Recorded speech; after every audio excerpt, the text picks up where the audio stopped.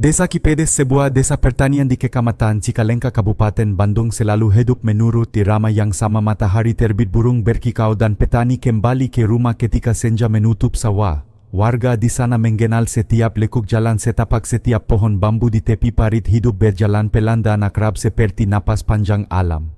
Pagi itu ketika kabut masih menyelimuti hamparan padi dan angin membawa aroma tanah basah, Pak Agus keluar seperti biasa untuk menggiring kerbau. Pak Agus sudah tua, rambutnya memutih, tangan-tangannya kuat oleh kerja bertahun-tahun.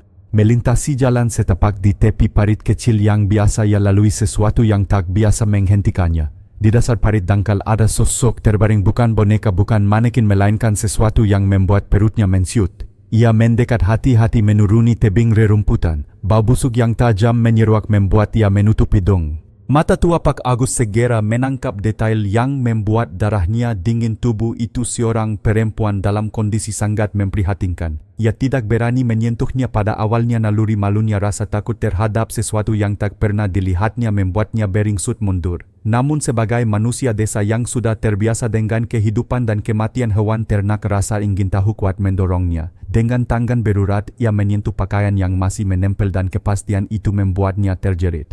Ia berlari bukan ke rumah tetangga melainkan ke kantor kepala desa, lalu terus saja ke kantor kepolisian sektor Cicalengka, hampir 2 kilometer jauhnya, agar tidak membuat kegemparan dalam kampung. Dalam hitungan jam area parit itu telah dipagari. Ambulans dan mobil patroli berdatangan dari Polres Bandung. Di bawah komando Ajun Komisaris Polisi AKP Triadi, seorang penyidik yang sudah dikenal tenang dan teliti, tim identifikasi forensik segera bekerja.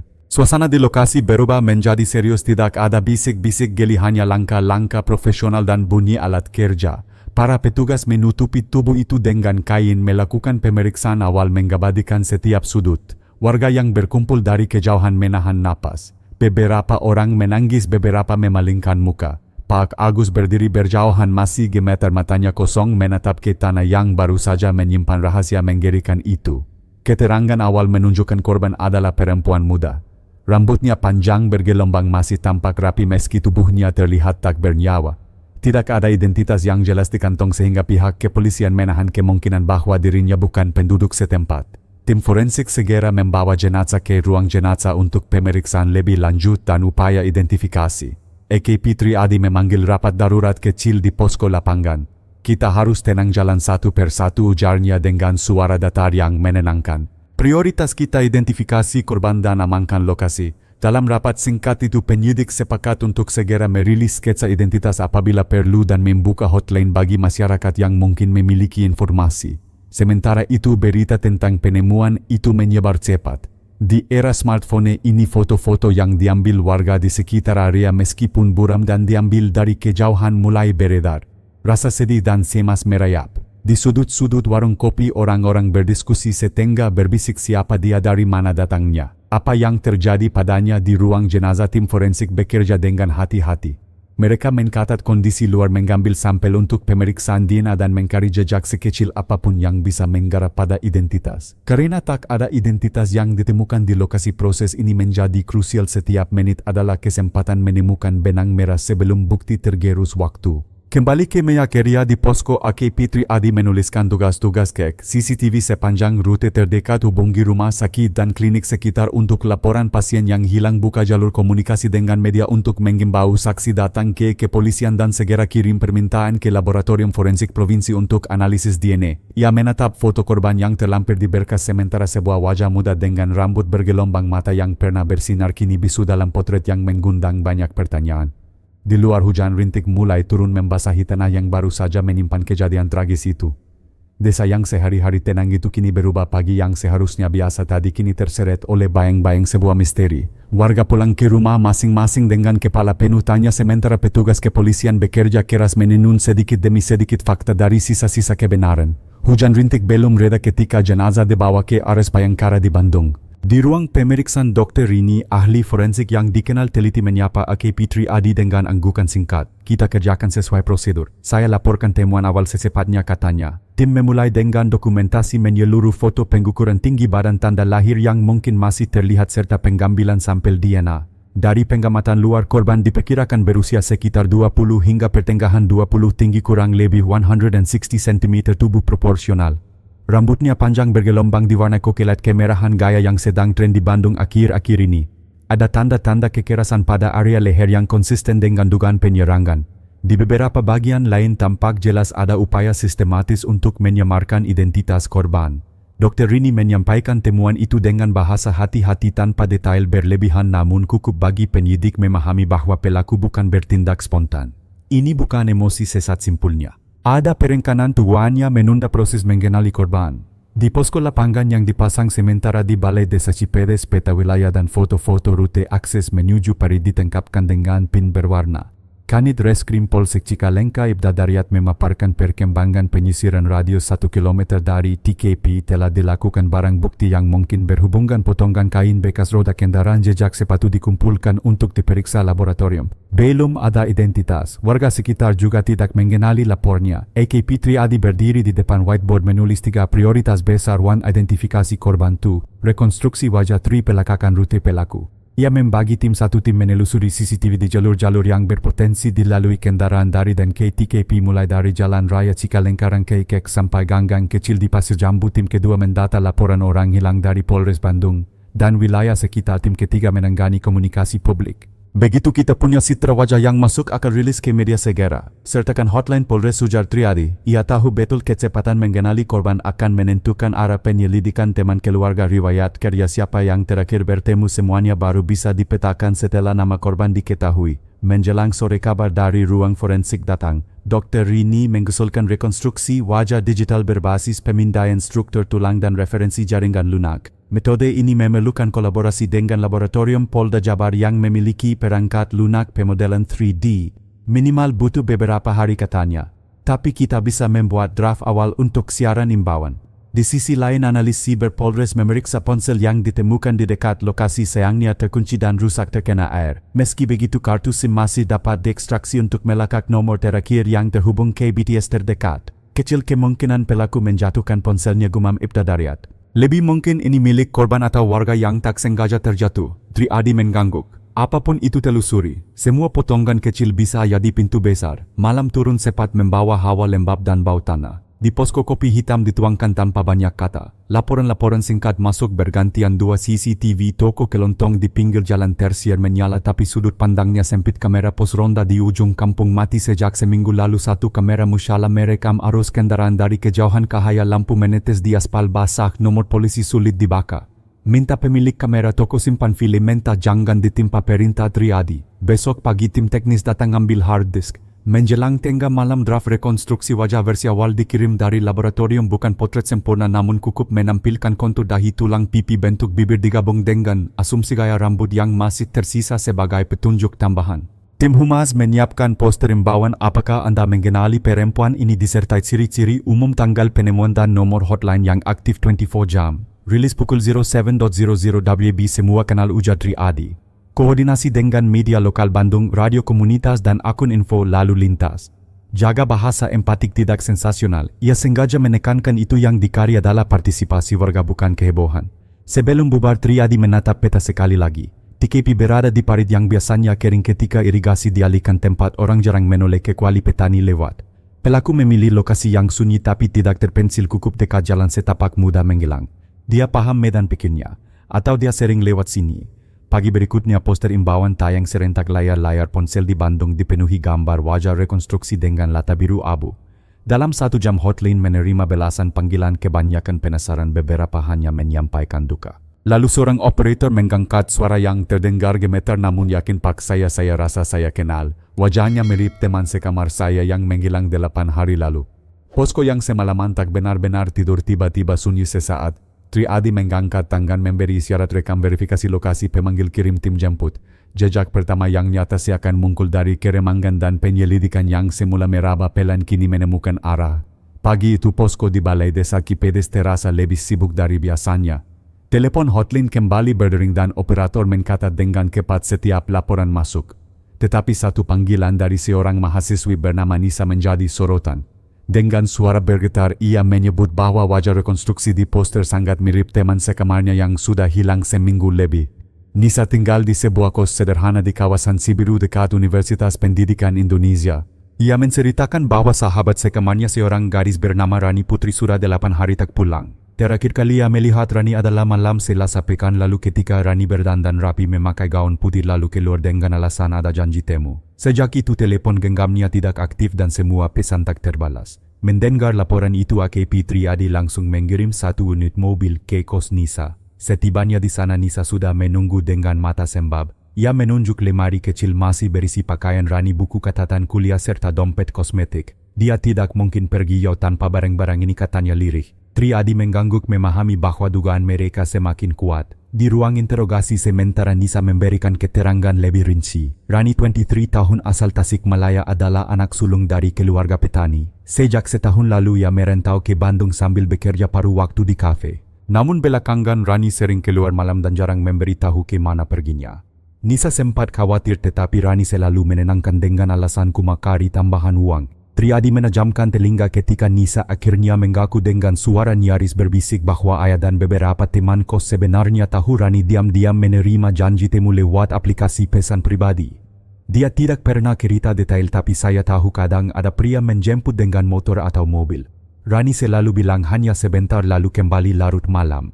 Informasi ini memberi gambaran baru. Rani bisa saja terjerat lingkaran gelap yang rawan kekerasan. Sore harinya tim forensik resmi merilis hasil uji DNA.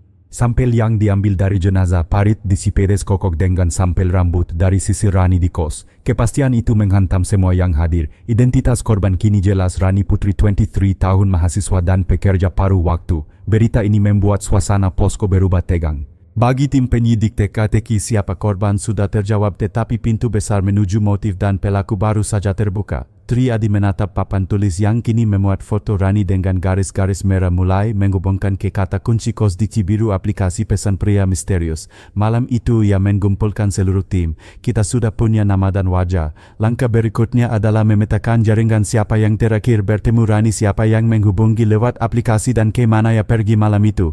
Kopi hitam kembali mengalir dan layar laptop menyala. Investigasi memasuki babak baru. Jejak pelaku mungkin tersembunyi di antara percakapan digital kamera CCTV atau saksi jalanan.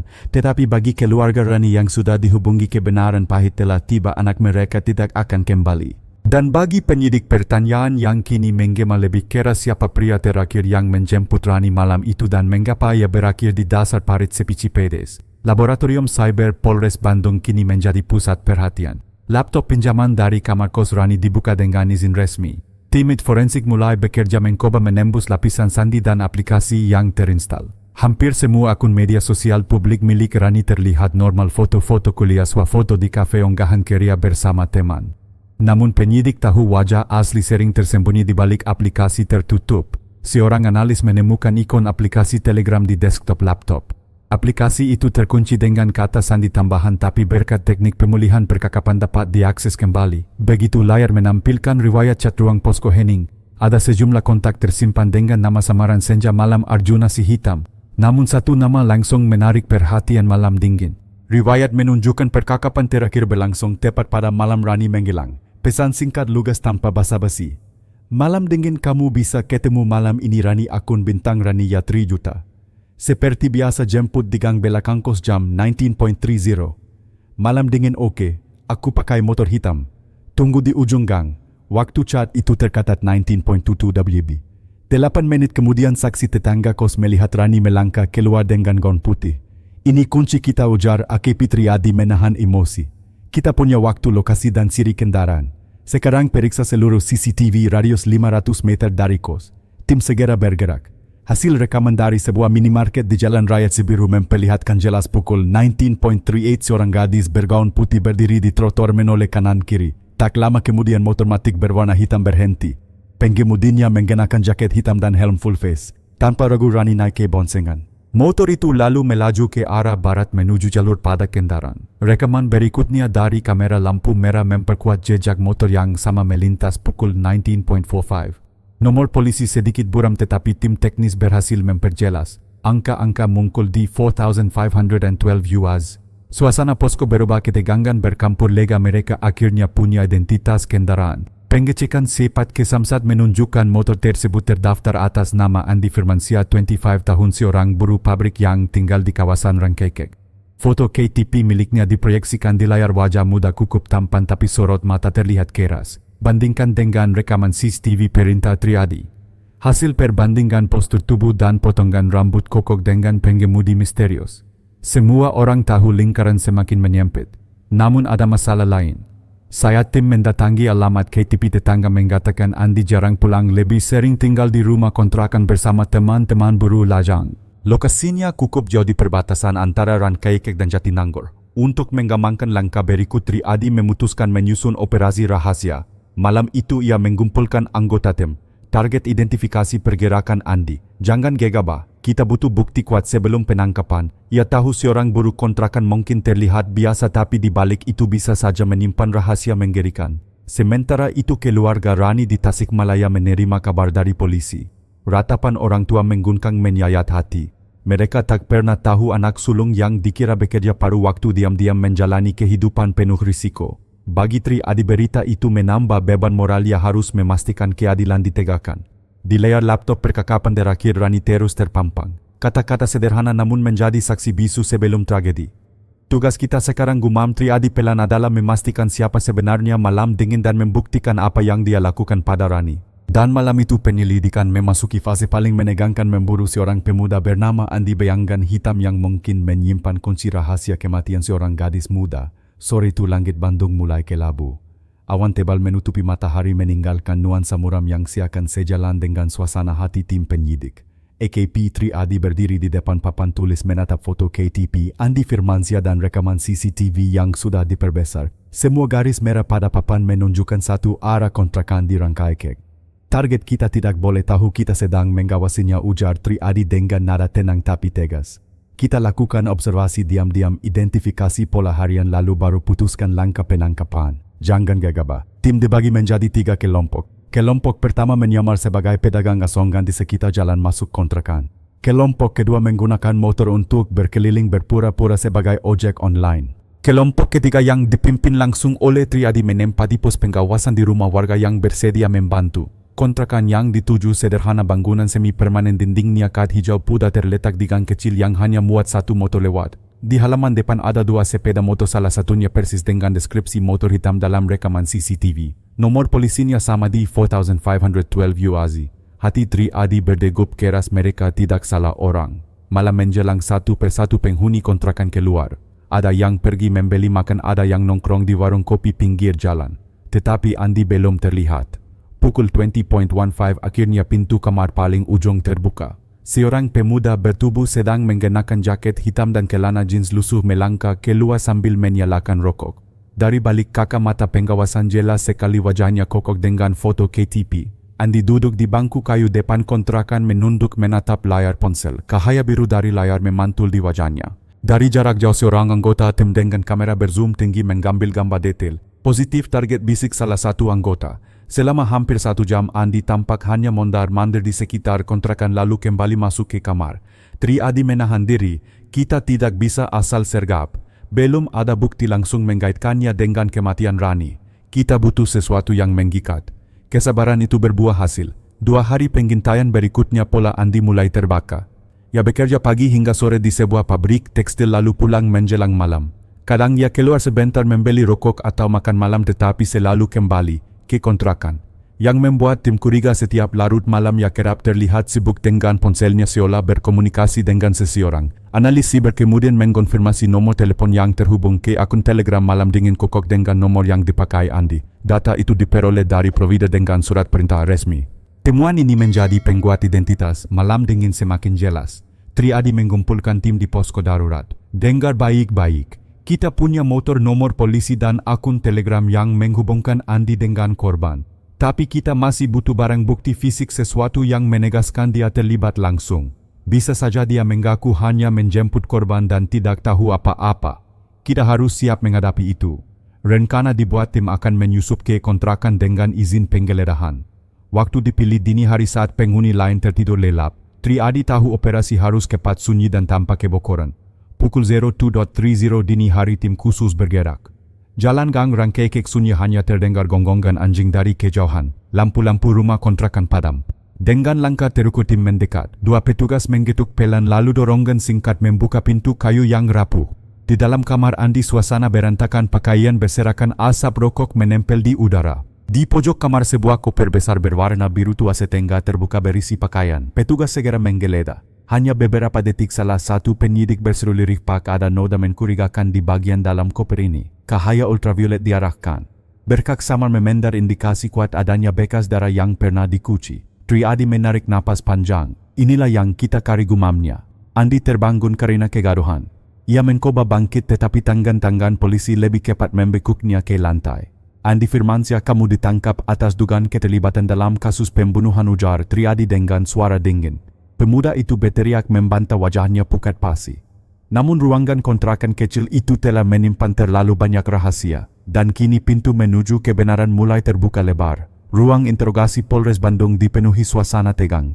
Lampu neon putih menyinari meja kayu di tengah ruangan meninggalkan bayangan tajam di wajah Andi Firmansyah. Tangan pemuda itu masih terborgol di depan tubuhnya, kondong ke belakang mencoba tampak santai meski keringat menetes di pelipis. AKP Triadi masuk dengan berkas di tangan. Ia duduk perlahan menatap Andi tanpa berkata-kata selama beberapa detik. Diam itu cukup untuk membuat udara di ruangan kian berat.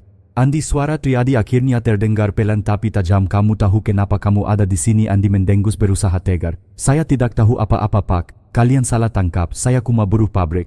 Hidup saya sederhana, saya nggak ada urusan sama orang yang kalian bilang." Triadi membuka berkas, meletakkan foto hasil rekaman CCTV di meja. Gambar itu menampilkan Andi mengendarai motor hitam dengan Rani di boncengan. "Ini kamu kan?" Andi terdiam, matanya beralih cepat dari foto ke wajah Triadi. "Itu iya saya, tapi saya nggak kenal dia. Dia cuma minta nebeng. Saya kasihan, saya anterin sebentar." "Nggak lebih." Triadi menggetuk meja dengan ujung jarinya. "Nebeng dengan tarif 3 juta rupiah. Ia lalu mengeluarkan salinan percakapan telegram antara akun Malam Dingin dan Bintang Rani. "Ini obrolanmu dengan korban. Nomor akun terhubung ke SIM card milikmu. Apa masih mau bilang?" "Cuma kebetulan." Wajah Andi memukat. Bibirnya terbata-bata. Itu bukan saya. Akun bisa dipakai siapa saja. Saya nggak pernah." Triadi menyandarkan tubuh ke kursi, matanya tetap menusuk. Ia tahu pola klasik penolakan alasan lalu diam. Ia menunggu. Beberapa menit berlalu tanpa suara selain detak jam dinding. Lalu pintu terbuka, seorang penyidik masuk membawa kantong bukti transparan. Di dalamnya terdapat koper biru tua yang disita dari kontrakan Andi.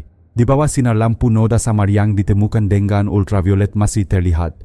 Triadi menunduk sejenak lalu berkata dingin, "Andi, koper ini sudah diuji. Ada berkak darah, hasil awal laboratorium kokok dengan DNA korban.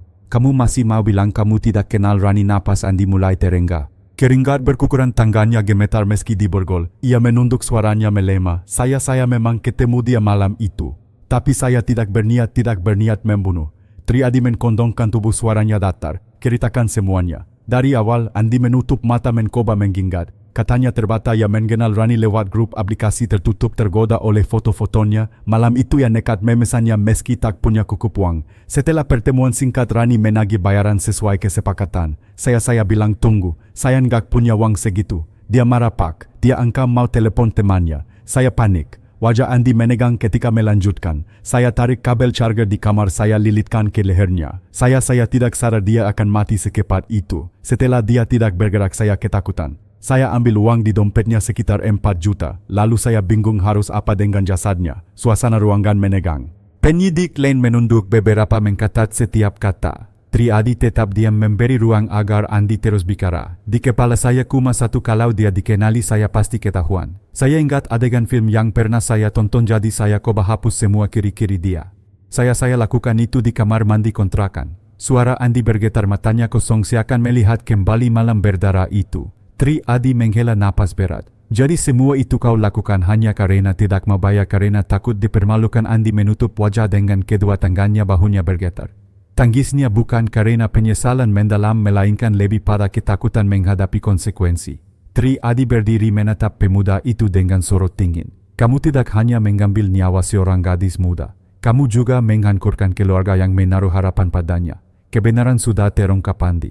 Tidak ada lagi yang bisa kamu sembunyikan." Malam itu interogasi berakhir. Pengakuan penuh Andi dikatat, ditandatangani dan disaksikan penyidik. Ruangan kembali sunyi, hanya menyisakan aroma rokok yang masih tertinggal di udara. Bagi tim penyidik, puzzle besar mulai terjawab. Namun di luar sana, keluarga Rani di Tasikmalaya baru saja menerima kabar resmi anak mereka tewas di tangan seorang pria asing yang bahkan tak pernah mereka kenal. Dan di hati Triadi meski keadilan perlahan terwujud, bayangan tragis dari kasus ini akan terus menghantuinya. Pagi itu gedung Polres Bandung dipenuhi aktivitas. Setelah semalam Andi Firmansyah mengakui perbuatannya, tim penyidik harus memastikan setiap detail pengakuan itu diperkuat oleh bukti. Tanpa bukti fisik yang jelas, pengakuan bisa saja ditarik kembali di persidangan. AKP Triadi memimpin rapat evaluasi di ruang briefing. Di layar proyektor terpampang daftar barang bukti koper biru tua, kabel charger motor hitam D4512 UAZ, pakaian korban serta ponsel Andi. Di sampingnya tertulis status dalam proses uji laboratorium. Triadi menegaskan hari ini kita butuh hasil awal dari Puslap 4. Kunci ada di barang-barang ini. Tim forensik membawa koper ke laboratorium. Meski sudah dibersihkan dengan deterjen, sisa berkak darah tetap tertinggal. Uji kimia memperlihatkan DNA identik dengan sampel korban. Kabel charger yang ditemukan di bawah kasur Andi juga diperiksa. Pada lapisan luar masih ada serat rambut kokelat kemerahan kokok dengan rambut Rani. Hasil autopsi memperlihatkan luka jeratan di leher konsisten dengan bentuk kabel tersebut. Pakaian korban yang ditemukan dalam plastik hitam di tempat sampah kontrakan menambah bukti. Ada sidik jari samar milik Andi di permukaan kain. Lingkaran semakin rapat, gumam Triadi ketika membaca laporan awal. Sementara itu tim digital forensik menelusuri ponsel Andi. Walau ia mencoba menghapus riwayat percakapan, teknologi data recovery berhasil mengembalikan sejumlah chat. Percakapan dengan akun bintang Rani jelas sekali, negosiasi tarif, lokasi penjemputan hingga jam pertemuan. Bukti digital ini menutup kemungkinan Andi menggelak dengan alasan ponselnya diretas. Sore hari Triadi memanggil Andi kembali ke ruang interogasi. Kali ini di meja tersusun rapi semua barang bukti dalam plastik transparan. Ia mendorong koper biru ke arah Andi. Kamu bilang tidak sengaja. Tapi kenapa ada berkak darah di koper ini? Kenapa kabel charger yang kau pakai untuk membunuh masih ada di bawah kasurmu? Andi menunduk, wajahnya pucat. Saya panik pak. Saya pikir sudah bersih. Saya kira tidak ada yang bisa membuktikan. Triadi menatapnya tajam. Tidak ada kejahatan yang sempurna Andi. Selalu ada jejak. Malam itu berita penangkapan Andi menyebar luas di media lokal. Judul-judul portal daring menulis dengan nada dramatis, misteri parit CPDS terkuak, pelaku pembunuhan mahasiswi ditangkap. Warga yang sejak awal mengikuti kasus itu merasa lega sekaligus marah. Lega karena pelaku tertangkap, marah karena alasan dibalik peristiwa begitu sepele hanya karena uang dan harga diri. Di Tasikmalaya, keluarga Rani menerima kunjungan resmi dari polisi. Ayahnya duduk terpaku sementara ibunya menangis tanpa henti. Surat resmi, hasil identifikasi dan laporan penyidikan diserahkan. Kami berjanji akan membawa pelaku ke pengadilan dan memastikan hukuman setimpal, kata Triadi dengan suara rendah. Keesokan harinya berkas perkara mulai disusun. Jaksa penuntut umum dari Kejaksaan Negeri Bandung sudah diajak koordinasi. Pasal yang disiapkan adalah Pasal 338 KUHP tentang pembunuhan dan Pasal 365 KUHP tentang pencurian dengan kekerasan. Ancaman hukuman maksimal penjara seumur hidup.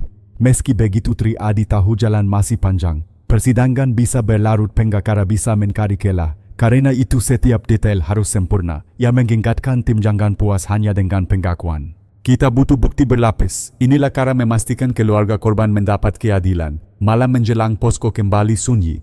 Di meja kerja Triadi masih terbuka foto wajah rekonstruksi Rani yang pernah jadi satu-satunya petunjuk. Kini kasus mulai terkuak, namun bayangan wajah itu masih menatap seakan bertanya, mengapa aku harus berakhir begini? Triadi menutup map berkas dengan pelan.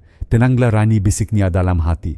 Orang yang mengambil hidupmu tidak akan lolos. Kebenaran sudah di sisi kita. Gedung Kejaksaan Negeri Bandung pagi itu tampak lebih sibuk dari biasanya. Mobil dinas polisi berhenti di halaman membawa tumpukan berkas perkara dengan label merah kasus pembunuhan Rani Putri. Dua penyidik mengangkat kotak berisi barang bukti diikuti oleh AKP Triadi yang membawa map tebal berisi kronologi penyelidikan. Hari ini berkas perkara resmi diserahkan ke Jaksa Penuntut Umum Cepu.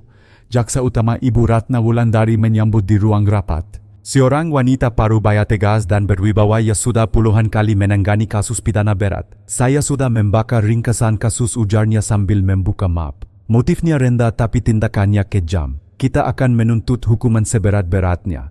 Tim gabungan polisi jaksa memaparkan hasil penyidikan. Barang bukti fisik diperlihatkan koper biru dengan noda darah, kabel charger pakaian korban serta ponsel pelaku. Ratna mengangguk puas. Ini cukup solid, tapi kita tetap butuh saksi-saksi kunci untuk menguatkan di persidangan. Triadi mengusulkan dua saksi penting Nisa teman sekamar Rani yang mengetahui detail terakhir sebelum korban hilang dan pemilik minimarket yang CCTV-nya merekam momen Rani naik motor Andi. Selain itu, ahli forensik dan ahli digital juga akan dihadirkan untuk menjelaskan hasil laboratorium dan rekonstruksi cat. Sementara itu di sel tahanan Andi menghadapi kenyataan pahit. Penggakarannya seorang pria muda bernama Rudy berusaha menenangkannya. Kita bisa coba strategi keringanan hukuman. Katakan kamu panik tidak ada niat awal membunuh. Itu bisa jadi alasan meringankan. Namun Andi tahu bukti terlalu kuat. Setiap benda, setiap jejak menggarap padanya. Berita kasus ini semakin ramai di media. Headline surat kabar lokal menuliskan buruh pabrik didakwa bunuh mahasiswi di Bandung hukuman seumur hidup menanti. Di televisi talk show kriminal membahas kronologi dengan narasumber pakar hukum. Media sosial penuh komentar warga yang menuntut hukuman berat. Keluarga Rani di Tasikmalaya mengikuti perkembangan dari jauh. Sang ayah dengan mata sembab berkata kepada wartawan, kami hanya ingin keadilan. Anak saya tidak akan kembali tapi pelaku harus dihukum setimpal. Kata-kata sederhana itu mengguncang banyak hati. Hari sidang pertama ditetapkan Selasa pukul 09.00 WIB di Pengadilan Negeri Bandung. Agenda awal pembacaan dakwaan. Ruang sidang diperkirakan penuh oleh wartawan, aktivis dan warga yang ingin menyaksikan. Aparat keamanan bersiap mengatur ketertiban. Menjelang sidang, Triadi menatap timnya dengan serius. Kita sudah bekerja keras membawa kasus ini sejauh ini. Tapi ingat, keadilan baru lengkap jika hakim menggetuk palu. Kita harus pastikan semua saksi hadir, semua bukti disusun rapi. Jangan beri celah sedikit pun. Malam itu di ruang kerjanya, Triadi membuka kembali catatan investigasi. Ia menatap foto korban lalu menutup mata sejenak. Beban berat terasa di pundaknya. Ia tahu sidang besok bukan hanya soal membuktikan kesalahan Andi tetapi juga soal menjawab jeritan keluarga korban yang kehilangan. Dan esok pagi ketika matahari Bandung terbit, kasus Rani Putri akan berpindah dari ruang interogasi ke ruang sidang, dari tangan penyidik ke hakim dan jaksa. Semua orang menahan napas menunggu apakah keadilan akan benar-benar ditegakkan. Hari Selasa pagi halaman Pengadilan Negeri Bandung sudah dipenuhi kerumunan. Wartawan dengan kamera, aktivis mahasiswa hingga warga biasa berdesakan di depan pintu utama. Kasus pembunuhan Rani Putri telah menjadi sorotan publik dan semua ingin menyaksikan langsung jalannya sidang perdana. Polisi berjaga di setiap sudut, garis pembatas dipasang agar suasana tetap terkendali. Di ruang sidang suasana tegang terasa. Kursi kayu dipenuhi pengunjung. Di bangku depan keluarga Rani duduk dengan wajah muram. Ibunya mengenakan kerudung hitam, matanya sembab. Sang ayah duduk di samping menatap lurus ke meja hijau tanpa berkata sepatah kata pun. Pukul 09.15 pintu belakang dibuka. Dua petugas membawa masuk terdakwa Andi Firmansyah dengan tangan diborgol. Wajahnya pucat, langkahnya gontai. Beberapa orang langsung bersuara keras, sebagian mencaci, sebagian hanya menghela napas panjang. Andi menunduk menghindari tatapan tajam puluhan pasang mata. Majelis hakim memasuki ruangan. Palu diketuk 3 kali. Sidang perkara pidana nomor 147/2024 dengan terdakwa Andi Firmansyah dinyatakan dibuka dan terbuka untuk umum. Suara Ketua Majelis Hakim Budi Santoso menggema. Jaksa penuntut umum Ibu Ratna Wulandari berdiri membaca dakwaan. Dengan suara jelas ia memaparkan kronologi singkat bagaimana Andi menjemput korban, gagal membayar lalu menghabisi nyawa Rani dengan kabel charger. Ia menekankan tindakan terdakwa tergolong kejam karena berusaha menghapus identitas korban. Perbuatan terdakwa memenuhi unsur pasal 338 KUHP tentang pembunuhan jungto pasal 365 KUHP tentang pencurian dengan kekerasan. Ancaman hukuman maksimal adalah pidana penjara seumur hidup atau hukuman mati, ukap Jaksa Ratna lantang. Ruang sidang mendadak hening, hanya terdengar suara pena wartawan menulis cepat. Penggakara terdakwa Rudy kemudian menyampaikan eksepsi singkat. Yang mulia, kami tidak menyangka adanya peristiwa tragis. Namun kami menekankan klien kami tidak memiliki niat awal membunuh. Tindakannya dilakukan dalam keadaan panik. Kami mohon pertimbangan unsur kealpaan dan emosi sesaat. Keluarga korban spontan bereaksi. Ibu Rani menangis terseduh sementara sang ayah menepuk meja namun segera ditenangkan petugas. Hakim Budi meminta ketertiban. Kami memahami emosi pihak keluarga tetapi sidang harus berlangsung sesuai aturan. Setelah mendengar eksepsi, majelis hakim memutuskan menolak sebagian besar pembelaan awal. Sidang akan dilanjutkan dengan menghadirkan saksi-saksi pada pekan berikutnya. Ratna menyebutkan daftar saksi Nisa sebagai teman sekamar pemilik minimarket dengan rekaman CCTV serta ahli forensik. Di luar gedung masa menunggu hasil sidang. Begitu Andi dibawa keluar, teriakan keras terdengar, hukum seumur hidup, jangan ada ampun. Polisi bergegas mengamankan jalan keluar. Andi kembali menunduk, wajahnya pucat pasi seolah menyadari bahwa gelombang kebencian publik tak bisa ia bendung. Sore harinya berita tentang sidang perdana memenuhi layar televisi dan media sosial. Klip singkat memperlihatkan wajah Andi yang pasrah, keluarga korban yang menangis dan jaksa yang tegas membakakan dakwaan.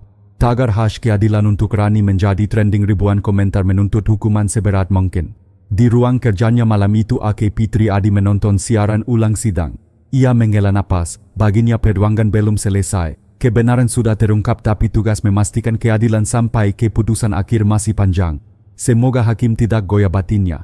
Dan di Tasikmalaya keluarga Rani kembali ke rumah dengan hati remuk tapi juga sekerka harapan. Mereka percaya Palu hakim suatu hari akan menggetuk membawa setitik keadilan bagi anak gadis yang tak sempat menggapai masa depan. Hari sidang berikutnya tiba. Ruang pengadilan negeri Bandung kembali dipenuhi massa. Kali ini agenda utama adalah mendengar kesaksian saksi pertama Nisa, teman sekamar sekaligus orang terakhir yang melihat Rani sebelum menghilang. Nisa tampak gugup ketika dipanggil maju.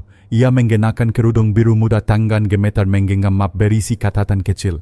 Petugas pengadilan membimbingnya ke kursi saksi. Hakim Ketua Budi Santoso menatapnya dengan lembut. Saudari saksi, bersiaplah memberikan keterangan dengan jujur. Semua ungkapanmu akan dicatat dan menjadi bagian dari proses persidangan. Dengan suara pelan Nisa mulai menceritakan. Malam Selasa itu ia melihat Rani berdandan rapi di kamar kos. Dia pakai gaun putih, makeup tipis dan sempat bercermin lama, kata Nisa menahan air mata. Saya tanya mau ke mana, dia jawab singkat, ada janji temu sebentar saja. Lalu dia keluar sekitar jam 7:30 malam. Jaksa Ratna meminta klarifikasi. Apakah saudari tahu dengan siapa Rani? Janjian Nisa menggeleng. Tidak, Bu. Tapi beberapa kali sebelumnya saya tahu dia sering pakai aplikasi Telegram untuk ngobrol dengan orang yang menjemput. Saya pernah lihat notifikasi muncul dengan nama kontak malam dingin. Suasana ruang sidang hening. Jaksa lalu menunjukkan tangkapan layar percakapan antara akun malam dingin dan bintang Rani. Nisa mengangguk pelan. Ya, itu nama yang saya lihat di ponselnya. Malam itu juga dia sempat bilang dia sudah dekat, aku turun duluan. Setelah itu saya tidak pernah melihatnya lagi. Pengacara Rudi mencoba menggiring kesaksian. Saudari Nisa, apakah Rani pernah bercerita bahwa dia memiliki banyak kenalan pria? Mungkin saja ada orang lain yang menjemputnya malam itu, bukan terdakwa.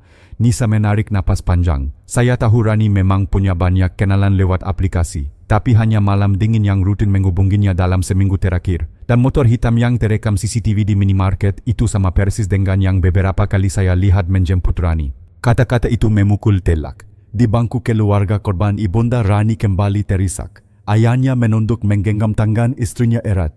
Hakim memberi kesempatan jaksa melanjutkan pertanyaan. Saudari, apakah Rani pernah menyampaikan perasaan takut atau khawatir sebelum kejadian air mata mengalir di pipi Nisa? 2 hari sebelumnya dia sempat bilang lelah dengan semua ini. Katanya ingin berhenti kembali fokus kuliah. Tapi dia juga bilang butuh uang cepat untuk bayar cicilan. Saya tidak menyangka itu jadi percakapan terakhir kami. Triadi yang duduk di kursi pengunjung mencatat setiap kata. Kesaksian Nisa bukan hanya menguatkan bukti digital tapi juga menggambarkan kondisi psikologis korban sebelum tragedi. Setelah Nisa turun dari kursi saksi, sidang berlanjut dengan pemutaran rekaman CCTV dari minimarket. Layar besar dipasang di ruang sidang. Semua mata menatap saat gambar menampilkan sosok Rani berdiri di trotoar lalu motor hitam mendekat. Walau pengendara memakai helm, bentuk tubuh dan kendaraan jelas kokoh dengan milik Andi. Jaksa menoleh ke majelis hakim. Inilah bukti visual yang memperkuat kesaksian saksi. Terdakwa adalah orang terakhir yang terlihat bersama korban. Ruang sidang riuh oleh bisik-bisik. Beberapa pengunjung menahan emosi, sebagian bertepuk tangan pelan meski langsung ditegur hakim. Ketika hakim memberi kesempatan terdakwa menanggapi, Andi berdiri dengan wajah pucat. Saya tidak bermaksud, saya hanya panik. Saya akui saya jemput dia tapi semua terjadi begitu cepat. Suaranya nyaris tenggelam di antara tatapan benci para pengunjung. Sidang ditutup dengan ketukan palu. Agenda selanjutnya kesaksian ahli forensik dan ahli digital. Di luar gedung wartawan langsung menggerbungi Nisa. Dengan suara parau ia hanya berkata, saya ingin Rani mendapat keadilan. Dia bukan orang jahat, dia hanya salah jalan. Hari itu kesaksian Nisa menjadi tonggak penting. Tidak lagi sekadar bukti teknis, kini ada suara manusia yang hidup bersama korban menyaksikan langkah terakhirnya dan memberi wajah nyata pada tragedi. Hari sidang kembali digelar dengan agenda menghadirkan saksi ahli. Ruang pengadilan negeri Bandung kali ini lebih sesak dari biasanya. Warga, wartawan hingga aktivis perempuan memenuhi bangku pengunjung. Semua menunggu keterangan dari tim forensik, saksi yang dianggap paling netral dan berwibawa karena berbicara berdasarkan ilmu. Pukul 09.00 Dr. Forensik Dr. Rini Kartikasari dipanggil maju. Ia mengenakan jas putih, wajahnya tenang. Setelah mengungkapkan sumpah saksi, ia duduk di kursi yang sudah disediakan. Hakim Ketua mempersilakan jaksa penuntut umum memulai. Jaksa Ratna berdiri. Dokter mohon jelaskan hasil pemeriksaan jenazah korban Rani Putri. Dokter Rini membuka berkas lalu menjawab dengan suara mantap. Jenazah tiba di ruang forensik dalam kondisi sudah mengalami proses pembusukan awal. Namun kami masih bisa mengidentifikasi sejumlah luka utama. Pertama, terdapat bekas jeratan di leher melingkar hampir sempurna. Luka ini konsisten dengan lilitan kabel. Penyebab kematian utama adalah sesak napas akibat jeratan tersebut. Ruang sidang hening. Setiap kata dokter di Qatar Panitera disiarkan langsung ke media yang hadir. Selain itu, lanjut dari ini kami menemukan luka-luka yang jelas menunjukkan upaya penghilangan identitas. Beberapa jari korban telah dipotong dan ada bagian kulit dada yang dihilangkan. Luka tersebut dibuat pasca mortem, artinya dilakukan setelah korban meninggal. Jaksa Ratna mengangguk, apakah luka-luka itu sesuai dengan pengakuan terdakwa dalam berita acara pemeriksaan? Benar, jawab Rini. Pengakuan terdakwa bahwa ia memotong bagian tubuh korban untuk menyulitkan identifikasi sejalan dengan temuan kami. Pola luka juga kokoh dengan pisau dapur yang disita dari kontrakan terdakwa. Suara lirih terdengar dari bangku keluarga korban. Ibunda Rani menunduk bahunya tergungkang menahan tangis. Hakim meminta hadirin menjaga ketertiban. Pengacara Rudi Menkoba menyela. Dokter, bukankah luka jeratan bisa juga terjadi akibat korban bunuh diri atau kecelakaan? Dokter Rini menatap langsung ke arah pengacara. Tidak, pola jeratan menunjukkan tekanan dari belakang dengan kekuatan tinggi, bukan lilitan korban sendiri. Selain itu, luka di leher diringgi memar pada wajah dan lengan, tanda korban berusaha melawan. Itu jelas hasil kekerasan. Bisik-bisik memenuhi ruang sidang. Jawaban tegas dokter forensik membuat argumen pembela melemah. Kemudian jaksa meminta dokter menjelaskan hasil uji DNA. Dari berkak darah yang ditemukan di koper terdakwa, apakah sesuai dengan identitas korban? Ya, kata Rini sambil membuka laporan. Hasil uji menunjukkan kekokohan 99% dengan sampel darah keluarga korban. Itu artinya berkak darah tersebut berasal dari Rani Putri. Pernyataan itu seperti palu kedua sebelum hakim menggetuk. Semua bukti ilmiah menegaskan keterlibatan Andi. Hakim Ketua mencatat lalu menoleh pada terdakwa. Terdakwa, apakah masih ada bantahan atas keterangan saksi ahli? Andi hanya menunduk. Bibirnya bergetar tapi tidak ada kata keluar. Pengacaranya tampak resah menuliskan sesuatu di kertas kecil untuk kliennya. Namun semua orang di ruang sidang tahu bantahan apapun sulit menandingi bukti ilmiah yang baru dipaparkan. Sidang ditutup dengan keputusan melanjutkan agenda berikutnya, menghadirkan ahli digital dan saksi pemilik minimarket. Wartawan segera berlari keluar ruangan mengirim laporan cepat ke redaksi. Di luar masa berteriak hukuman berat untuk Andi. Jangan ada kompromi. Aparat keamanan berusaha menenangkan kerumunan. Sementara itu di kursi pengunjung, AKP Triadi menarik napas lega. Bagi seorang penyidik, mendengar keterangan forensik yang sejalan dengan hasil penyidikan adalah pembuktian kerja panjang mereka tidak sia-sia. Ia tahu perlahan-lahan kepingan puzzle hukum semakin lengkap. Malamnya berita di televisi menayangkan kuplikan kesaksian Dr. Rini. Presenter menutup laporan dengan kalimat tegas. Bukti ilmiah semakin mengunci terdakwa Andi Firmansyah. Jalan menuju vonis semakin terbuka lebar. Sidang hari berikutnya dipenuhi ketegangan baru. Agenda kali ini adalah mendengarkan kesaksian ahli digital forensik yang diyakini akan menjadi bukti pamungkas menjerat terdakwa Andi Firmansyah. Ruang pengadilan negeri Bandung kembali penuh sesak. Wartawan menyiapkan kamera. Keluarga korban duduk di barisan depan dengan wajah tegang dan masyarakat umum masih antusias mengikuti jalannya persidangan. Ahli digital IR, Dimas Prakoso, seorang analis teknologi dari Puslap Mabes Polri, dipanggil maju. Ia mengenakan kemeja putih sederhana, membawa laptop dan berkas laporan tebal.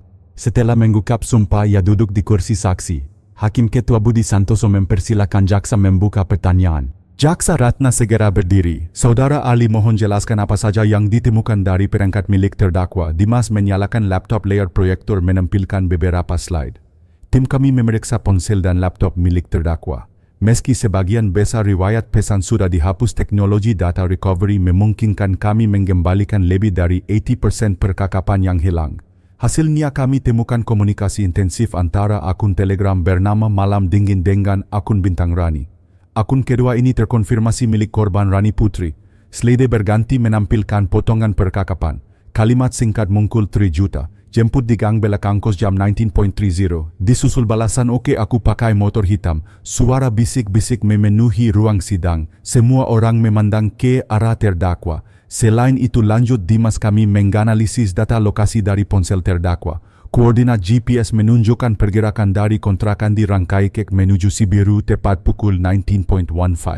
Lalu bergerak kembali ke arah Rangkaikek sekitar pukul 23.30 di malam yang sama.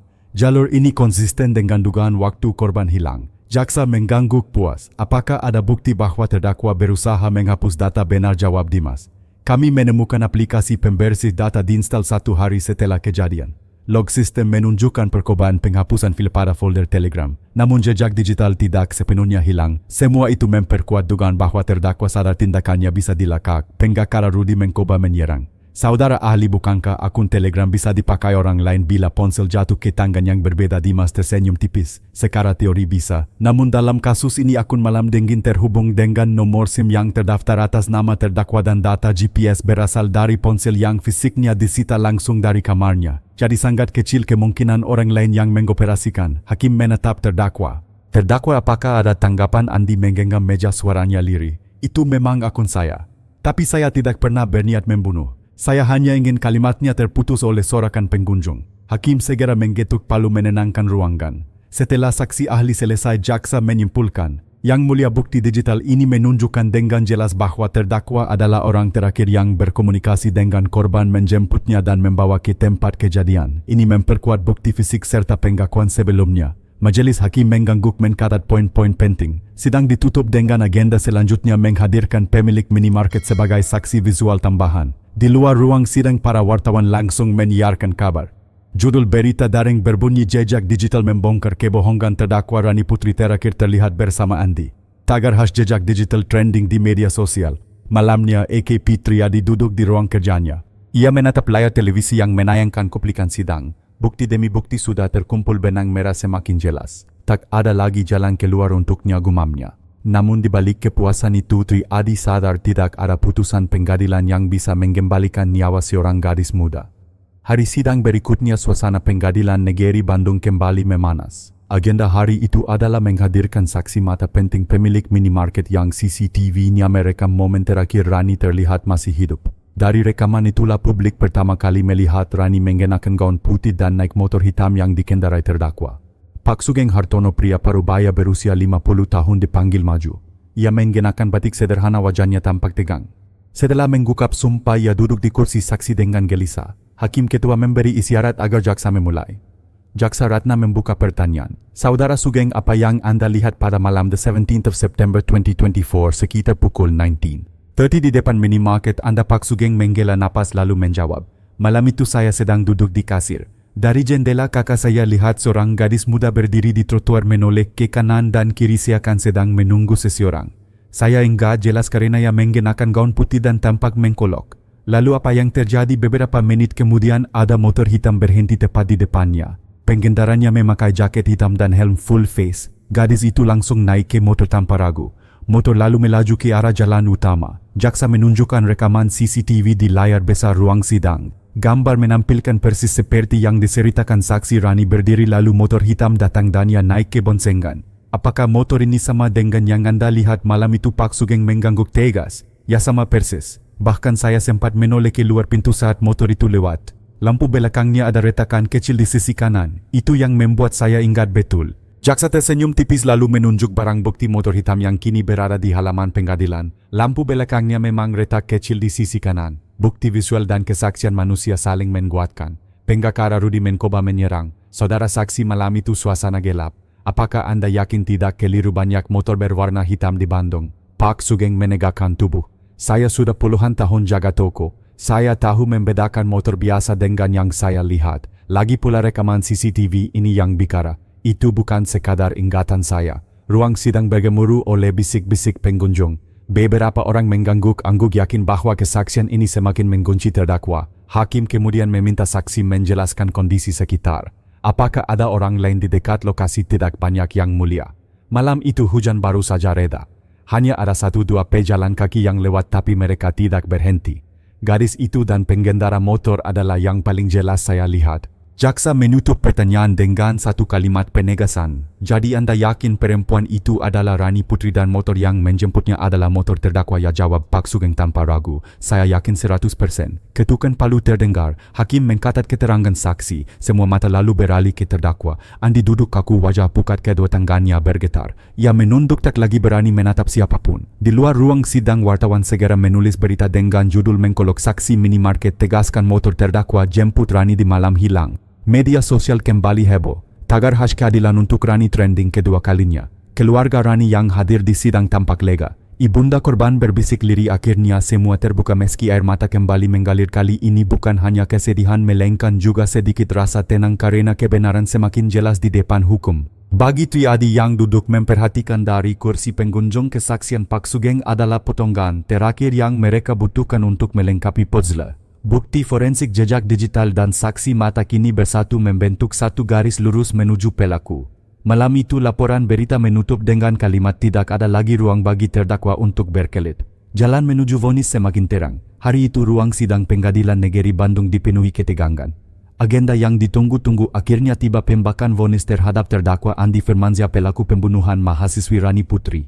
Sejak pagi halaman pengadilan sudah dipadati warga, wartawan dan aktivis yang menuntut hukuman berat. Polisi bersiaga penuh mengantisipasi ledakan emosi dari publik. Pukul 09.00 majelis hakim memasuki ruangan. Palu diketuk 3 kali. Semua hadirin berdiri lalu duduk kembali dalam diam. Terdakwa Andi dibawa masuk dengan borgol di tangan. Wajahnya pucat, matanya sayu, tubuhnya tampak lebih kurus dibanding sidang pertama. Di bangku depan keluarga Rani duduk rapat, ayahnya menggenggam tangan sang istri erat-erat. Hakim Ketua Budi Santoso membuka sidang dengan suara berat. Setelah mendengar keterangan saksi-saksi, ahli forensik, ahli digital serta memeriksa seluruh barang bukti yang diajukan, majelis hakim akan membacakan putusan. Suasana hening. Semua mata tertuju ke kursi hakim. Majelis hakim menilai bahwa terdakwa terbukti secara dan meyakinkan melakukan tindak pidana pembunuhan sebagaimana diatur pasal 338 KUHP serta pencurian dengan kekerasan sebagaimana diatur pasal 365 KUHP. Tidak ada alasan pembenar atau pemaaf yang dapat menghapus pertanggungjawaban terdakwa. Setiap kalimat hakim seperti pisau yang menggiris. Andi menunduk semakin dalam. Pertimbangan memberatkan, lanjut hakim, perbuatan terdakwa sangat kejam dilakukan dengan sadar serta mencoba menghilangkan identitas korban. Tindakannya menimbulkan penderitaan mendalam bagi keluarga korban dan keresahan luas di masyarakat. Pertimbangan meringankan terdakwa belum pernah dihukum sebelumnya dan mengakui perbuatannya di tahap penyidikan. Hakim menghela napas lalu menatap terdakwa dengan sorot tajam. Dengan ini majelis hakim menjatuhkan pidana penjara seumur hidup kepada terdakwa Andi Firmansyah. Suara ruang sidang meledak. Ada yang bersorak lega, ada yang menangis, ada pula yang berdoa lirih. Ibunda Rani langsung memeluk suaminya, tangisnya pekat kali ini bercampur antara duka dan kelegaan. Anak kita mendapat keadilan, bisiknya. Andi terduduk lemas. Bibirnya bergetar, matanya kosong. Ia mencoba berkata sesuatu namun hanya suara parau yang keluar. Penggakarannya menepuk bahu namun jelas tidak ada kata yang bisa mengubah putusan itu.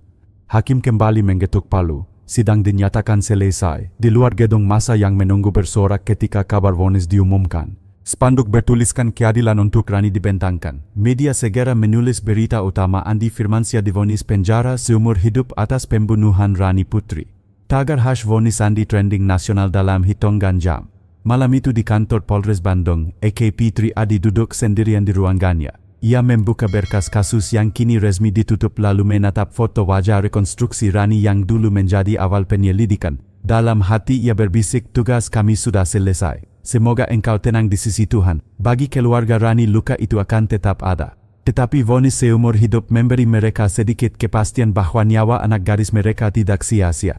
Keadilan meski terlambat akhirnya datang. Dan bagi masyarakat luas kasus ini menjadi pengingat pahit bahwa kejahatan sekecil apapun awalnya bisa berubah menjadi tragedi besar. Namun di sisi lain kasus ini juga membuktikan bahwa kebenaran tak bisa selamanya ditutupi, jejak sekecil apapun pada akhirnya akan mengungkap wajah asli pelaku. Vonis terakhir telah dijatuhkan. Kisah Rani Putri mungkin telah berakhir di ruang sidang, tetapi gema perjuangan menuntut keadilan akan terus hidup di hati banyak orang.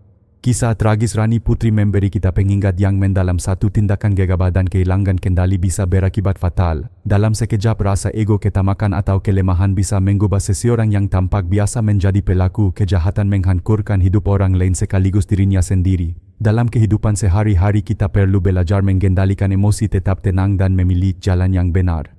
Waspadai lingkungan sekitar, hargai diri sendiri dan utamakan keselamatan. Keadilan mungkin datang terlambat, tetapi jejak sekecil apapun akhirnya akan menyingkap kebenaran. Jika Anda merasa kisah ini memberikan banyak pelajaran berharga, tekan tombol subscribe daftar sekarang untuk selalu mendapatkan cerita nyata penuh makna dan peringatan hidup.